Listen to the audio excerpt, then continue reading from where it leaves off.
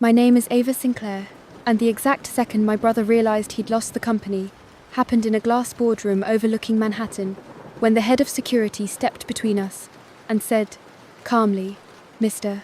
Sinclair, you need to leave." Chase's face did this strange flicker, like his brain tried to reboot, because 24 hours earlier, our father had stood in front of the same skyline, smiled for the cameras, and fired me like I was some intern who forgot the coffee order. And now the room was full of shareholders, attorneys, and board members who wouldn't even meet Chase's eyes. He leaned toward me, voice low and venomous. "You can't do this. Dad chose me." I smiled small, controlled, the kind of smile you practice when you've been underestimated your whole life. "Chase," I said, "Dad chose you when he believed your lies." Then I turned to the board and said the sentence that changed everything. "Call the vote. You know how some families pass down heirlooms, china sets, wedding rings, a lake house that smells like sunscreen and old money? My family passed down something else. A company. Sinclair and Rowe started as a little American label. Classic silhouettes, department store racks, holiday window glamour. My dad, Grant Sinclair, built it into a mid-sized fashion group, with one headquarters in New York, and enough recognition to get name-dropped in magazines that still smelled like perfume samples. And then he did what ambitious men do when they hit the ceiling. He tried to go global. That's where I came in. And that's where Chase started hating me. Chase is older by 3 years. He has the jawline, the handshake, the leadership presence, people confuse with competence. He was born wearing boat shoes and entitlement, and he'd tell you he earned everything, without ever noticing the invisible net beneath him. I was the other kid, the one who made myself useful, because it was safer than being difficult. Dad used to say I had a European eye, even when I was a teenager, cutting up old dresses and stitching them into something new. When I went to business school, I took every study abroad program I could. I learned how to order espresso without sounding like a tourist. I learned how to negotiate in rooms where men smiled at you like you were decoration. So when Dad announced we were opening a European branch, everyone assumed Chase would run it. Because Chase was the son. Because Chase was the heir. But Dad surprised them. He called me into his office, mahogany desk, framed magazine covers, a wall of fabric swatches like a color-coded ego, and said, "I need you in Europe. I need someone who can build it, not just pose next to it." I remember sitting there, stunned, trying to keep my face neutral. Chase found out 10 minutes later. He cornered me by the elevators. "Tie too tight. Smile too bright. Congratulations," he said. "Dad's little experiment. Chase," he leaned closer, "don't embarrass yourself thinking this makes you important. That was the beginning. Europe was hard in a way. America isn't. In New York, people will tell you, 'No,' politely, then take your meeting anyway. In Europe, 'No' means no, and they'll drink coffee while they watch you squirm. But I loved it. I built a team in London first. Buyers, merchandisers, brand people who understood that global didn't mean slapping the same logo on a different continent. We shifted production to ethical suppliers. We tightened inventory. We launched a direct-to-consumer line before our US branch even stopped arguing about whether e-commerce was a fad. When we finally opened the Paris showroom, it was small, sharp, curated, nothing like the bloated U.S. Offices full of old-school executives who still believed a fax machine was an adequate communication strategy. Within 18 months, my branch was profitable. Within 3 years, it was the thing keeping us afloat. Because the American branch, Chase's branch, was quietly bleeding. At first, I didn't know. I was too far away, too busy, too hopeful that we were on the same team. Then I started noticing little things. Invoices that didn't match. Orders delayed for no reason. Complaints from vendors I'd never met. I'd email Chase. He'd reply with 3 words. "Handled. Don't worry." When I'd call, he'd joke, "Relax, Ava. Go drink wine in Paris, or whatever you do." But here's the thing. I wasn't sipping wine. I was running. I was waking up at 4:30 a.m. New York time to catch London. I was staying up until midnight to catch L.A. I was flying so often I could pack a carry-on in 5 minutes without thinking. And the more I grew Europe, the more Chase shrank into himself. Not visibly, not in a way Dad noticed, but I noticed. At board meetings, Chase stopped making eye contact with me. He'd interrupt when I spoke. He'd clarify my points, like I was a child explaining a school project. And then it escalated into something uglier. It started at Thanksgiving, at our father's house in Greenwich. If you've never been to a wealthy Connecticut Thanksgiving, let me paint the picture. A dining room the size of a small restaurant. Place cards in calligraphy. A turkey so perfectly browned it looked fake. And a family acting like the world would end if the gravy was lumpy. Dad loved hosting. It was the one time a year he felt like a king in his own home, not just in a boardroom. Chase arrived with his wife, Blair, and their 2 kids, both sticky and loud, and adorable in that way children are, when you're not their primary caretaker.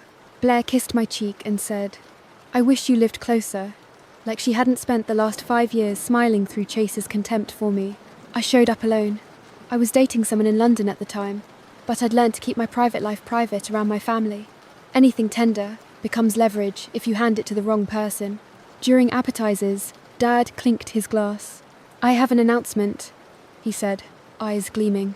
My stomach tightened, because in my family, announcements were rarely just announcements. Dad smiled at Chase first. "My son has been holding down the fort here in America." Chase gave a humble nod that made me want to throw an olive at him. Then Dad looked at me, and Ava has done something extraordinary overseas. I relaxed a fraction. Maybe this was praise. Maybe this was a rare moment of pride. Dad continued, "We've grown Europe faster than I ever imagined." Chase's fork froze mid-air. Dad went on, "So I've decided the time has come to start planning succession. Next year, at our founder's gala, I'll name my successor." The room went quiet in that special way rich families get quiet. Not shocked, just calculating. Blair's eyes flicked to Chase, then to me. Chase's smile stayed, but his jaw tightened. Dad raised his glass. "To the future." Everyone toasted. Chase leaned toward me as the conversation resumed. His voice was soft enough that only I could hear. "You really think Dad's going to hand it to you?" I blinked. "I'm not thinking about that." He laughed once. "Sure you're not." Then he said the part I'll never forget. "Enjoy your little lead while it lasts." After Thanksgiving, the campaign began. It wasn't obvious. Chase wasn't stupid enough to declare war openly. He did it the way people like him always do, through whisper networks, subtle doubts, and carefully planted concerns. A month later, Dad called me. He didn't start with "How are you?" He didn't start with "How's London?" He started with, "I'm hearing some troubling things." I sat on the edge of my hotel bed in Milan, still in a blazer, hair pinned up, exhausted. "From who?" I asked. "Ava," Dad said, voice heavy. "From people I trust. That's how you know you're in trouble. Not because someone accused you, but because the person you love is already defending the accuser's credibility." Dad continued, "There are rumors you've been reckless." My stomach clenched. "Reckless how?" He hesitated. "Overextending. Expanding too fast. Taking risks without oversight." I closed my eyes. "Dad, my numbers are audited. The board sees the reports. The board sees what you send," Dad said. And there it was. The first real stab. Not, "Are these rumors true?" but, "I'm considering they might be." I swallowed. Is Chase behind this? Silence. And silence is an answer in my family. "Dad," I said carefully, "Chase doesn't have access to my operations." "You'd be surprised what people can access," Dad replied, and his tone hardened. "We're scheduling a review. I want you back in New York next month." A review. That's what they call it when they're sharpening the knife but don't want blood on their hands yet. When I flew back, the U.S. office felt like a museum of itself. Posters of our older campaigns, executives in expensive suits, talking about heritage like it was a business plan. Chase met me in the lobby, arms open like a brother in a movie. "Ava!" he boomed. He hugged me, tight enough to feel like a warning. "Glad you could make time," he murmured near my ear. "This is going to be enlightening." The review meeting was in Dad's private conference room. Dad sat at the head, Chase at his right, and our CFO, Diane, on the left. Papers stacked neatly, like a funeral arrangement. I'd worked with Diane for years. She was no nonsense, sharp, a woman who survived decades in a male-heavy industry by being twice as competent and half as sentimental. She wouldn't look at me when I walked in. My chest tightened. Dad gestured to a chair. Sit. I sat. Chase slid a folder across the table. We've been looking at some discrepancies. I opened it. It was a printed spreadsheet with highlighted lines. Numbers, vendor payments, marketing budgets. Those are standard costs, I said, scanning. Chase's smile was thin. Standard. If you're trying to impress Europeans with extravagance. I looked up. What is this? Dad leaned forward. Ava, why is Europe spending more on marketing than the American branch? I blinked. Because marketing is where growth comes from. And it's working. Chase tapped the paper. But we're an American company. Our core is here. I felt heat rise in my throat. Our survival is currently over there. Dad's eyes flashed. Watch your tone. That's another family heirloom. Tone policing. When they can't argue with your facts, they scold your delivery. I force myself to breathe. Dad, Europe is profitable. I can show you the... Chase cut in. And yet we've received complaints from suppliers about delayed payments. I turned to Diane. That's not true. My suppliers are paid on time.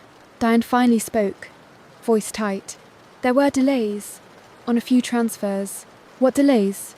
I asked. Diane's eyes flicked to Chase, then away. The Treasury Department flagged some transactions. The Treasury Department is in New York. My money flowed through the American HQ. A cold awareness crawled up my spine. I don't control Treasury, I said slowly. Chase does. Chase spread his hands. Innocent. We're just being careful. Dad frowned. Ava, are you saying your brother sabotaged you? I stared at my father, because the real question was, are you capable of believing that? If Dad said yes, Chase was exposed. If Dad said no, I was already convicted. I'm saying, I said carefully, that if transfers were delayed, you need to look at who controls the transfers. Chase laughed, light and dismissive. Of course. Blame me. Dad's jaw tightened. Enough. Ava, we're commissioning a full audit. Until then, major decisions in Europe require approval from New York. I felt something inside me crack, not loudly. Quietly, like ice under pressure. You're putting me on a leash, I said. Dad's voice went cold. I'm putting the company first. Chase leaned back, satisfied. I walked out of that room, with my face composed and my insides roaring. That night, I went to my childhood bedroom in Dad's Greenwich house, the one with the floral wallpaper Mum picked before she died. I sat on the edge of the bed and let myself feel it. Not just anger, betrayal, because I'd spent years being the good one, the steady one, the one who delivered results without drama. And Chase had spent years being the entitled one who failed upward. Yet when he whispered concern into Dad's ear, Dad listened. I could have cried. Instead, I opened my laptop and I started pulling everything. Every transfer record, every flagged transaction, every delayed payment. At 2:13 a.m., I found something that made my hands go cold. A series of transfers from the U.S. Treasury, marked as vendor settlements, to an entity I didn't recognize. The entity's name was bland on purpose. Ridgewell Consulting, LLC. Consulting. In fashion, consulting is often code for money went somewhere and we don't want questions. I traced the payments. They weren't going to vendors. They were going to a private account. And the authorized signer? Chase Sinclair. My mouth went dry. I didn't sleep. By morning, I had screenshots, dates, amounts, and one very clear pattern. While Chase accused me of reckless spending, he'd been quietly siphoning money through consulting fees. And the European branch, my branch, was profitable enough to cover the bleed. So he was using my success like a sponge to soak up his theft.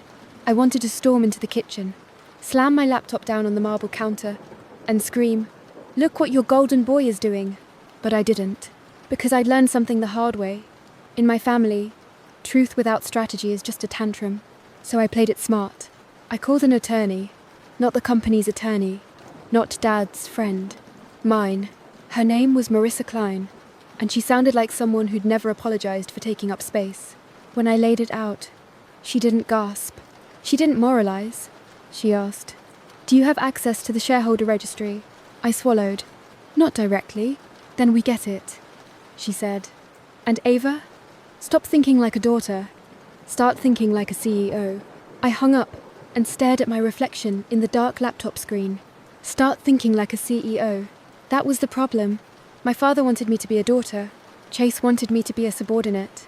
Neither of them wanted me to be a threat. Over the next weeks, Chase tightened the screws. New approvals required. New reporting demands. Random compliance checks.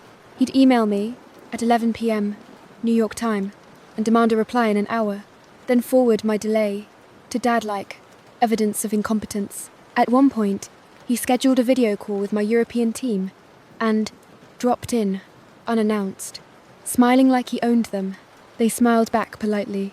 Afterward, my head of merchandising in London, Nina, messaged me privately. "Is he always like that?" I typed back, "Worse. Don't worry, I've got it." And I did. Because while Chase was busy playing politics, I was building something else. Leverage. I reached out to key shareholders quietly, carefully. Sinclair and Rowe wasn't public, but we had outside investors. Family, friends, funds, people who cared less about Dad's ego and more about returns.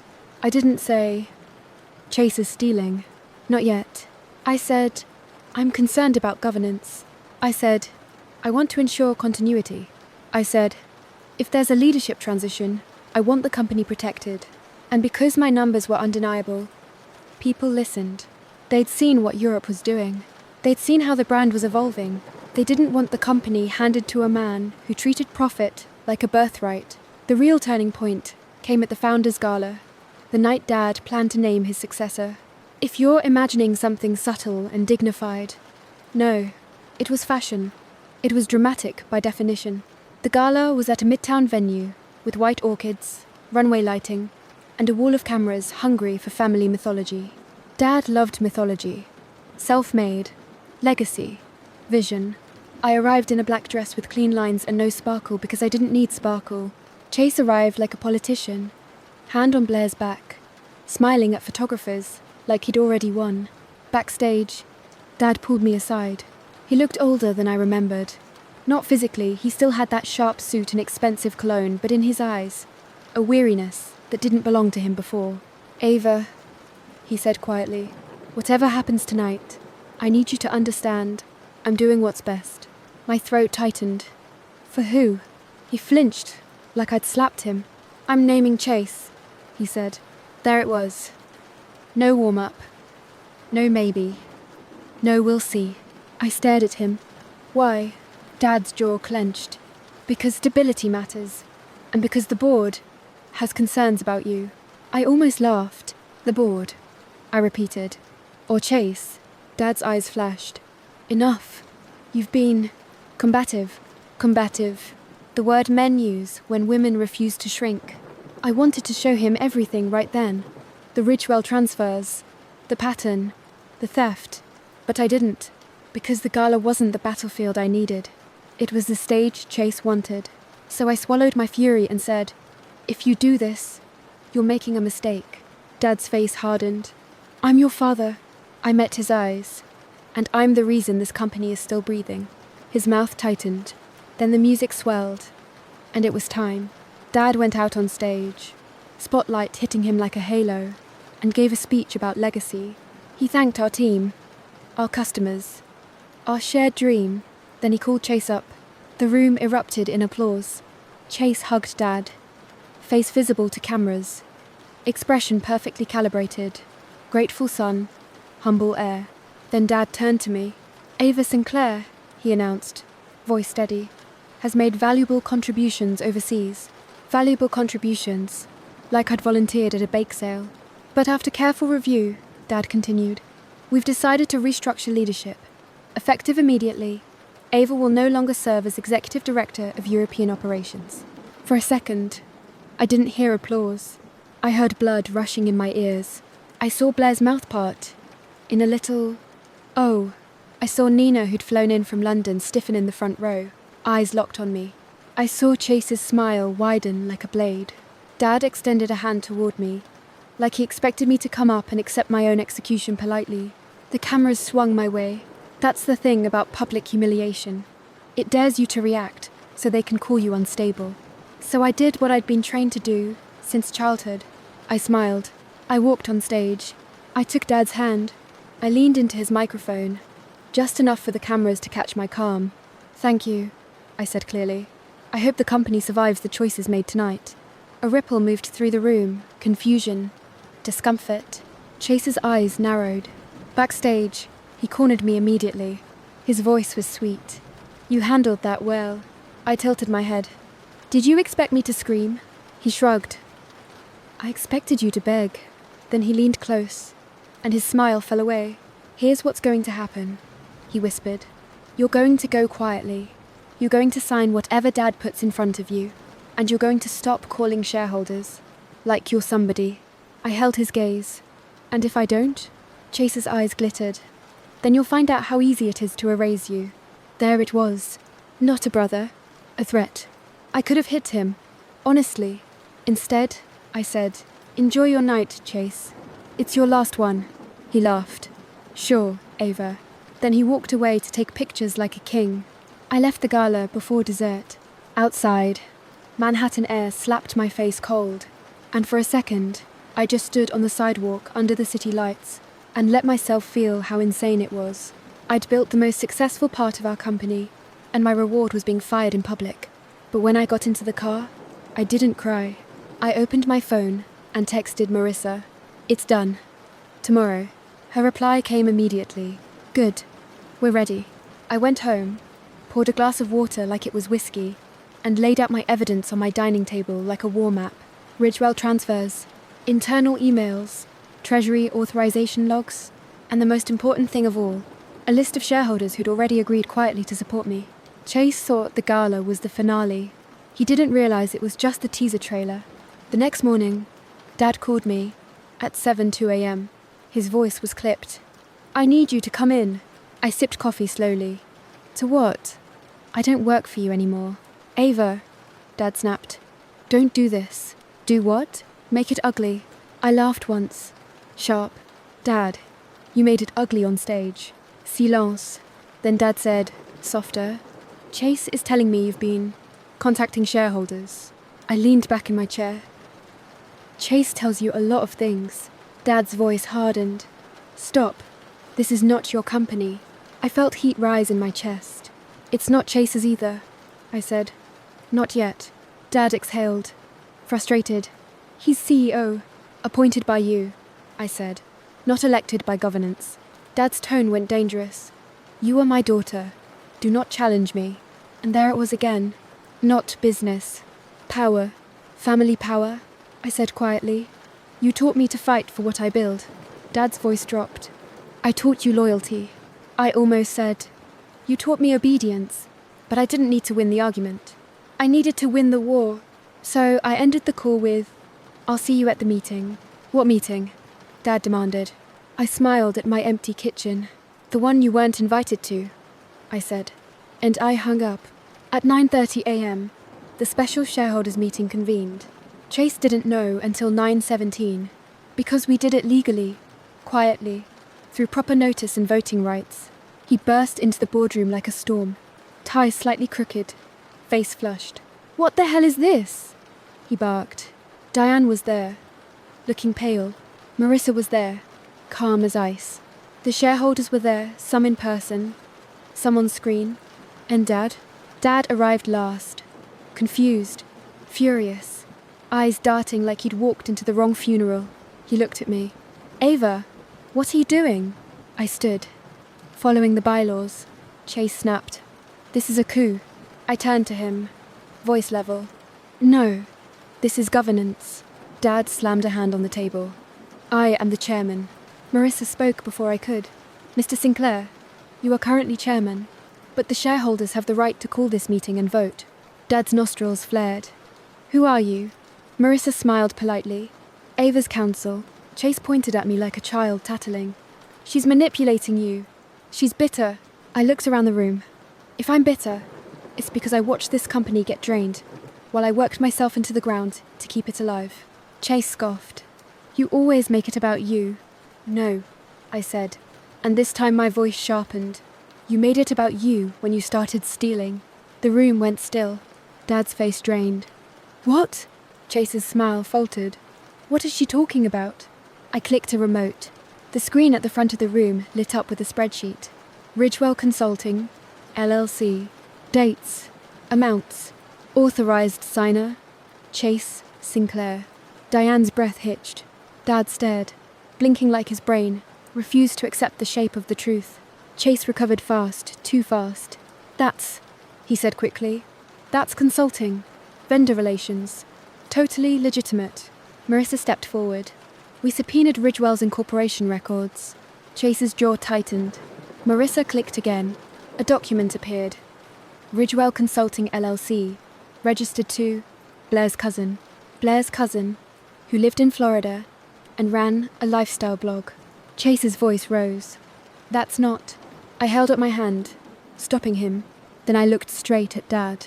While you were accusing me of reckless spending, I said, Chase was routing company money through a fake consulting firm, tied to his wife's family. Dad's mouth opened slightly. I didn't stop. And when my suppliers complained about delays, I clicked again. Treasury held my transfers under Chase's authorization, so he could point at the delays like evidence. Diane whispered, Oh my God. Dad's eyes went glossy. Chase slammed his hands on the table. This is a misunderstanding. I leaned in, voice low and lethal. A misunderstanding is grabbing the wrong coat at a party. This is theft. Chase turned to the shareholders, desperation creeping in. She's twisting numbers. She's been out of control in Europe. A shareholder on screen, an older woman named Judith Klein, cut in. Mr. Sinclair, Judith said, voice like sharpened steel. Europe is the only reason we didn't pull our investment last year. Chase blinked. Judith, and, she continued, we're tired of family drama costing us money. Another investor spoke, a man from a private equity fund. We asked for transparency for months. We got excuses. Dad looked like he might be sick. Chase's voice went frantic. Dad, say something. Dad stared at him, and the heartbreak on his face was so raw, it almost made me look away. But I didn't, because heartbreak doesn't pay severance. I said softly, Dad, I'm not doing this to hurt you. I'm doing this because you handed the company to someone who would burn it to stay in power. Dad's shoulders sagged. Then he whispered, almost to himself, My son. Chase seized on it. Exactly. I'm your son. She's... Dad's head snapped up, and for the first time in my life, I saw my father look at Chase, not as an heir, but as a stranger. Dad's voice was rough. How long? Chase froze. What? How long have you been doing this? Dad demanded. Chase's eyes darted. Dad's voice broke. How long? Silence. That's when Diane, quiet Diane, finally found her courage. She slid a file across the table. 2 years, she said. We suspected. We couldn't prove it. Until Ava. Chase's face went white. Diane, you... Diane's voice shook, but she held it. I covered for you, because I thought you'd stop. And because your father didn't want to see it. Dad closed his eyes, like the sentence physically hurt. Then Marissa cleared her throat. The shareholders have prepared a motion, she said, to remove Chase Sinclair as CEO and board member, effective immediately. Chase shot up. You can't. Judith's voice came through the speaker. We can, and we will. Dad's head snapped toward me. Ava, I met his eyes. You can stay, Chairman, if you want to fight this, I said quietly. But you'll be fighting the people who actually own the company. Dad looked around at the shareholders. He saw their faces. He saw their certainty. And I watched the moment he understood. This wasn't his kingdom anymore. It never really was. He swallowed hard. What happens to me? I didn't gloat. I didn't sharpen the knife. I said, you become Chairman Emeritus. Honorary. You keep your legacy. You don't run daily operations. Dad's eyes filled. I hated that part. I did. Because I loved my father. Even when he failed me. But love doesn't mean surrender. Chase hissed. You're taking everything. I turned to him. No. I'm taking back what you tried to steal. Then I looked at the room and said, clearly, call the vote. The board secretary read the motion. Hands raised. Voices confirmed. Digital votes logged. It wasn't dramatic like TV. It was worse. It was clinical. Final. When the motion passed, Chase's face went slack, like his body couldn't hold up his ego anymore. Dad stared at the table. Marissa spoke again. "Mr. Sinclair," she said to Chase, "you're now removed. Security will escort you out." Chase laughed, but it cracked. "This is insane." He looked at Dad. "Dad, tell them no." Dad didn't move, didn't speak. Chase looked at me then, hatred burning through his shock. "You think you're better than me," he spat. I stepped closer, voice low so only he could hear. "No," I said. "I think you're exactly what I always knew you were." His eyes widened. "What?" he snarled. I held his gaze. "A boy who needed Daddy's crown, because you never built anything yourself." His face twisted. He leaned in, voice shaking. "You don't get to talk to me like that." I smiled cold this time. "I do now." Security appeared at his side, 2 men in suits. Professional, calm. Chase jerked away. "Don't touch me." One of them spoke politely. "Sir, please come with us." Chase looked around the room, searching for an ally. Blair wasn't there. She'd stayed home with the kids. There was no one, just a room full of people who cared about numbers more than blood. Chase's shoulders sagged. Then he pointed at me, voice loud, desperate. "She's ruining this family." I didn't flinch. I said, loud enough for everyone, "You ruined this family when you decided love was something you could invoice." Chase's face went red. Security moved again. And that's when it happened, the moment I opened with. The head of security stepped between us and said, calmly, "Mr. Sinclair, you need to leave." Chase's mouth opened. No sound came out. He walked out stiffly, like his body was trying to pretend dignity still lived inside him. The door shut behind him, and in the silence that followed, I finally exhaled. Dad didn't look at me for a long time. When he finally did, his voice was small. "I did this," he whispered. I felt tears sting my eyes, and I hated them for showing up now, when I'd worked so hard to stay still. "You did," I said softly, "but you can choose what you do next." Dad swallowed. "I wanted stability." I nodded once. So did I. Diane cleared her throat gently. "We should discuss interim leadership." Judith's voice came through the speaker. "Not interim. Ava should be CEO." A murmur of agreement rose. Dad flinched, like the word hurt. CEO. Not daughter. Not helper.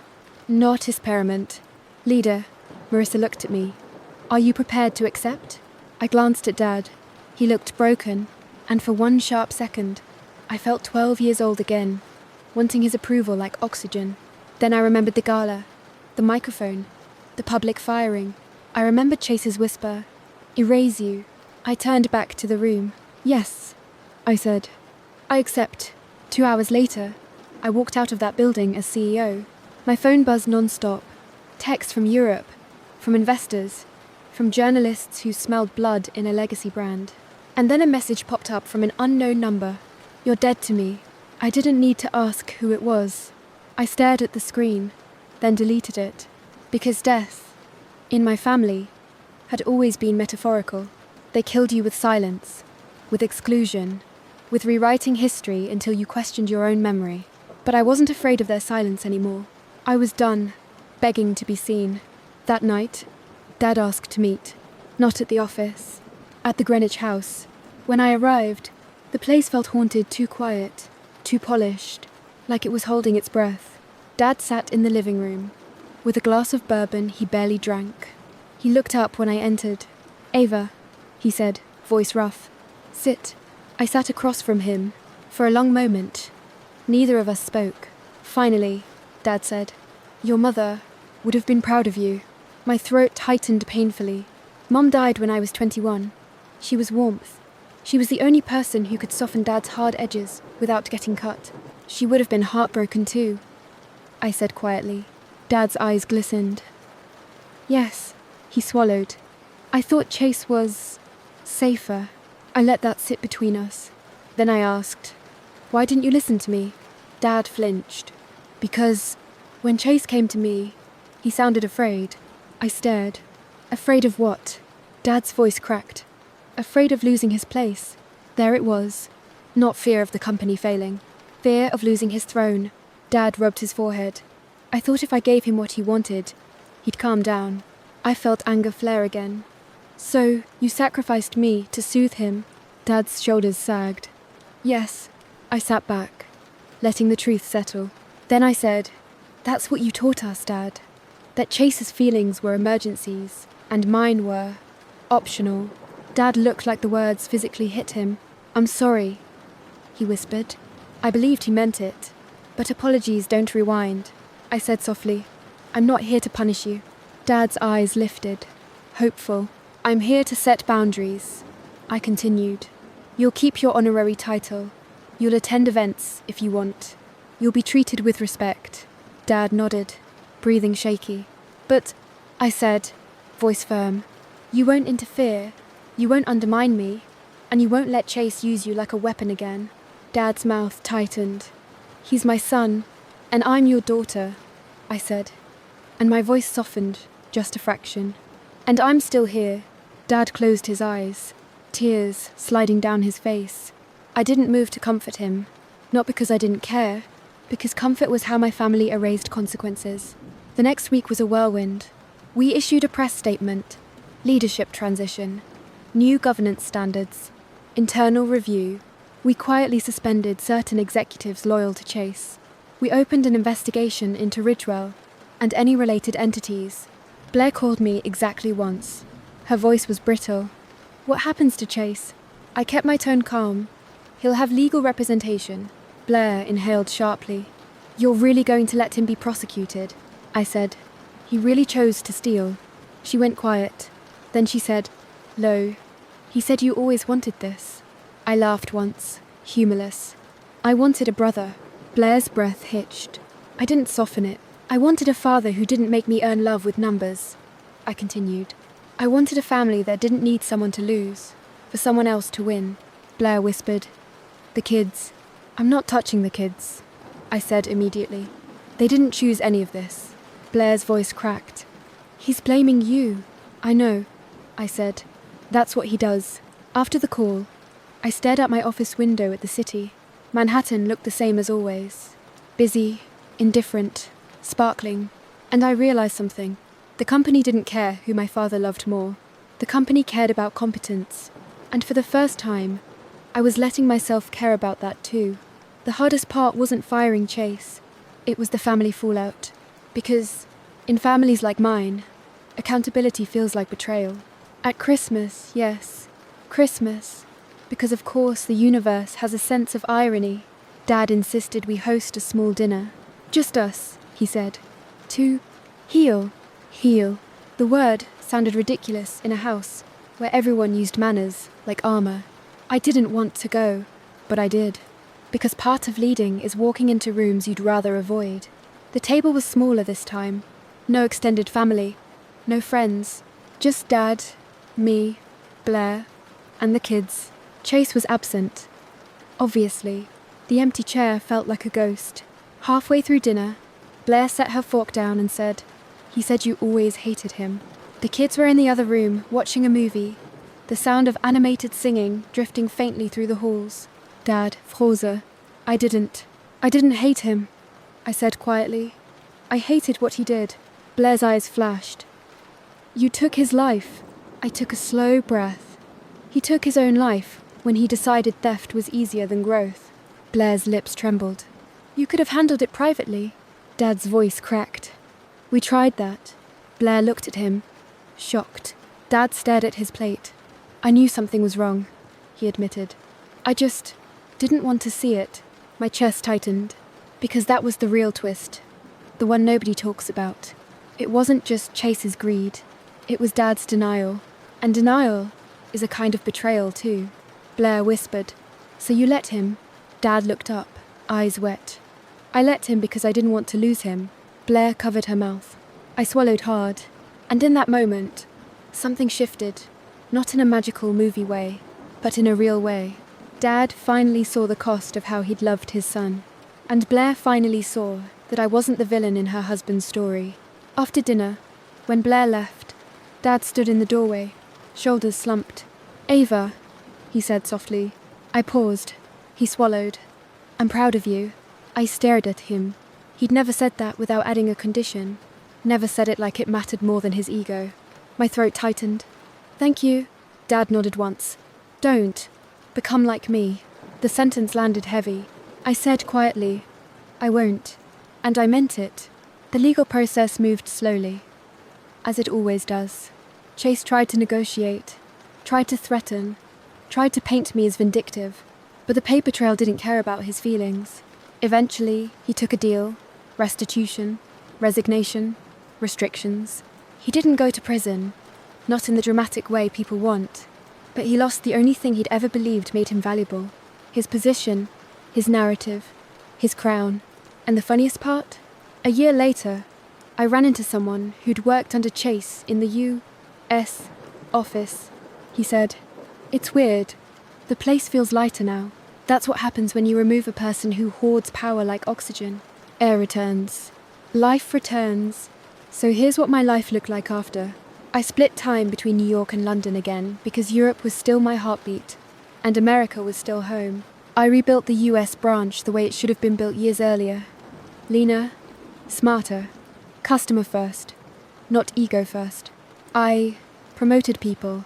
Chase ignored quiet talent who'd been shrinking under his loudness. I instituted governance rules. Dad never wanted transparent approvals, independent audits, real accountability, and I learned something that surprised me. You can love your family and still refuse their version of you. You can grieve who they wanted you to be and still become who you actually are. Because the lesson wasn't win at all costs. The lesson was simpler and harder. Stop negotiating your worth with people who benefit from you doubting it. I didn't destroy my family. I stopped letting them destroy me. And when my brother's shadow finally stopped hanging over everything I built, I realized I'd been waiting my whole life for permission to lead. Turns out, I didn't need permission. I needed proof. And I had it in numbers, in votes.